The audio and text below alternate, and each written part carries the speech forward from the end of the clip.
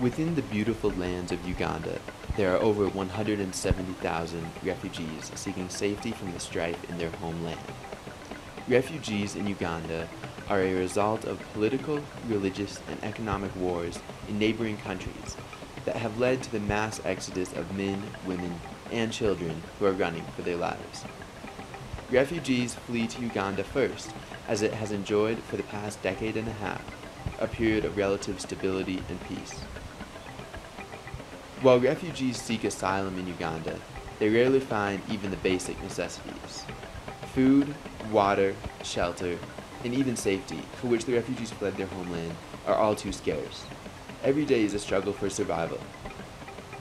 Refugees had a dream in coming to Uganda of a better life, a life of happiness and free of the strife that plagues their homelands. The refugees will realize their dream only if the problems they face are solved. One young refugee goes by the name Vincent Olivier.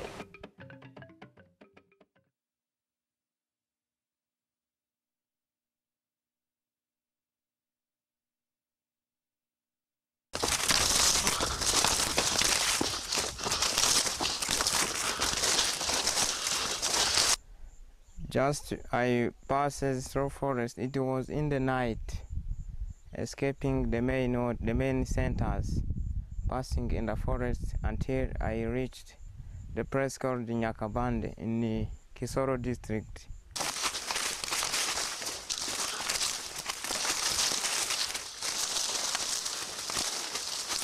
I'm called Benson Olivier. I'm a Congolese by nationality. I met Vincent Olivier in 2002 in Kyangwali refugee camp in Uganda. I traveled from my home here in Colorado to Kyangwali with the intention of filming a documentary about refugees. I wanted to see what life was like for the refugees, whose world is so different than my own. As soon as I arrived in the camp, a young refugee introduced himself to me. It was Vincent. He and I met by chance, but it seemed as if he were waiting for me. For the next 3 weeks that I was in Kyangwali, Vincent guided me around the camp, translated for me in all the local languages of the refugees, and after I taught him how to use my camera, acted as my sound technician as I filmed Dream Deferred. As I learned more about Vincent, Dream Deferred became a film about his incredible life, background, and future.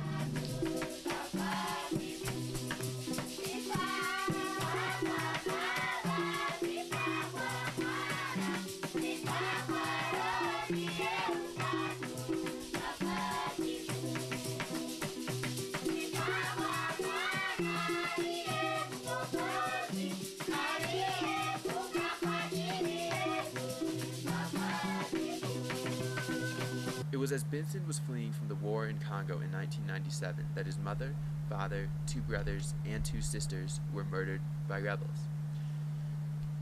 He was the only member of his family to reach Uganda alive, and he was 14 years old at the time. He found Kyangwali, where he had to learn how to survive on his own in the horrible conditions of the refugee camp. He learned to grow his own food, fend off deadly diseases, and protect himself from the corrupt authorities of the camp. The situation Vincent found himself in Kyangwali was not much better than what he fled from in Congo, yet he had no hope of returning home. No, I don't think to turn back Congo, because those people who killed my family, they are the one controlling the area where my home is. Vincent comes from the Democratic Republic of Congo, where the 32-year brutal dictatorship of Mobutu tore the country apart. In 1997, rebels led by Laurent Kabila overthrew Mobutu in a violent coup. The conflict, which involved several other African nations, claimed the lives of many, including Vincent's family. With nowhere else to turn, people fled to Uganda to seek safety.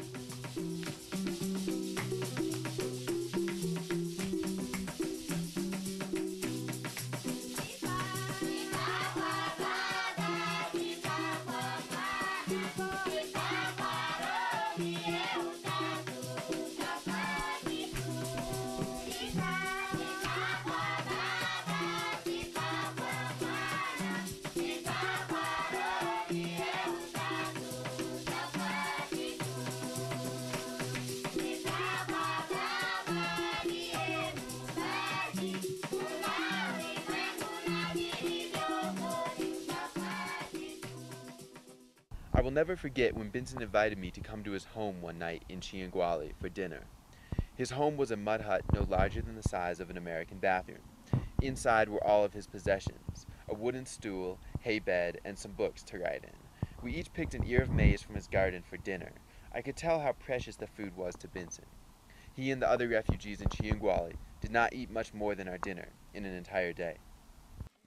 The lack of food and variety in the diet make malnutrition one of the biggest threats to the younger refugees.